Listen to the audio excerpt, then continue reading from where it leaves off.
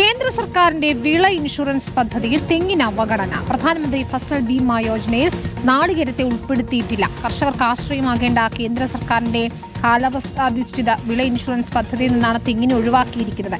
രോഗങ്ങൾക്കൊപ്പം കാലാവസ്ഥാ വ്യതിയാനം കാരണം നാളികേര കൃഷി നഷ്ടത്തിലാകുമ്പോഴാണ് കേന്ദ്ര സർക്കാരിന്റെ ഈ ഇരുട്ടടി.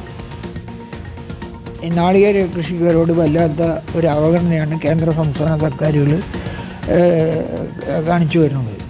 ഈ മറ്റു നെൽകൃഷിക്കാർക്ക് കൊടുക്കുന്ന ഒരു ആനുകൂല്യങ്ങളും ഈ നാളികേര കർഷകർക്ക് கிடைക്കുന്നില്ല. അതുപോലെ തന്നെ എല്ലാ വിളകൾക്കും ഇൻഷുറൻസ് ഉണ്ട്. ഈ തെങ്ങ് കൃഷിക്കാർക്ക് മാത്രം ഇൻഷുറൻസ് ഇല്ല. ഈ വിള ഇൻഷുറൻസ്, ഈ കാലാവസ്ഥാ വ്യതിയാനം കൊണ്ടുള്ള ഇൻഷുറൻസ് ഈ തെങ്ങ് കൃഷിക്കില്ല.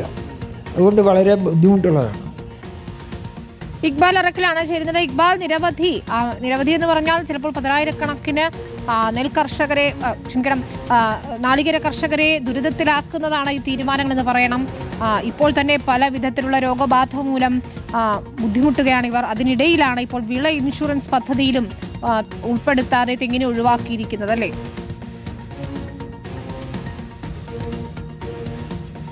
വിനിത, കേരം തിങ്ങും കേരള നാട്ടിൽ കേര കർഷകർ ആകെ ദുരിതത്തിലാണ് എന്ന് വേണം പറയാൻ. കാരണം അവർക്കിപ്പോൾ വിള ഇൻഷുറൻസ് പദ്ധതിയിൽ ഈ നാളികേര കർഷകരെ മാത്രം ഒഴിവാക്കിയിരിക്കുകയാണ് കേന്ദ്ര സർക്കാർ എന്നുള്ളതാണ് ഈ നാളികേര കർഷകരുടെ ഒരു പരാതിയായി അവർ പറയുന്നത്. വാഴ, നെല്ല്, കപ്പ, പച്ചക്കറി കൃഷികൾ തുടങ്ങി 27 ഇനം ഈ വിളകൾക്കെല്ലാം കേന്ദ്ര സർക്കാർ ഈ പദ്ധതിയിലൂടെ ഈ പരിരക്ഷ നൽകുന്നുണ്ട്. അതായത് പ്രധാനമന്ത്രി ഫസൽ ബീമ യോജനയിലൂടെ പരിരക്ഷ നൽകുന്നുണ്ട്. പക്ഷേ നാളികേര കർഷകർക്ക് മാത്രം ഇത്തരത്തിലുള്ള ഒരു പരിരക്ഷയും കേന്ദ്ര സർക്കാരിൻ്റെ ഭാഗത്ത് നിലവിൽ ലഭിക്കുന്നില്ല. നിലവിൽ ഈ നാളികേര കർഷകരെല്ലാം വല്ലാത്ത രീതിയിലുള്ള ഒരു ദുരിതമാണ് അനുഭവിക്കുന്നത്. കാരണം ഒരുപാട് രോഗങ്ങൾ കൊണ്ട് ഈ നാളികേരത്തെ വലിയ രീതിയിൽ ബാധിക്കുന്നുണ്ട്, വിളകളെ ബാധിക്കുന്നുണ്ട്.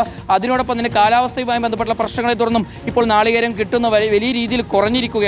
ഈ സമയത്ത് കർഷകർക്ക് ഏകൊരാശ്രയം എന്ന് പറയുന്നത് ഈ വിള ഇൻഷുറൻസ് പദ്ധതി പോലുള്ള സർക്കാർ സഹായങ്ങൾ മാത്രമാണ്. പക്ഷേ കേന്ദ്ര സർക്കാർ അവരുടെ PM ഫസൽ ബീമ യോജനയിൽ നിന്നും നാളികേര കൃഷിയെ മാത്രം ഇപ്പോൾ ഒഴിവാക്കിയിരിക്കുകയാണ്.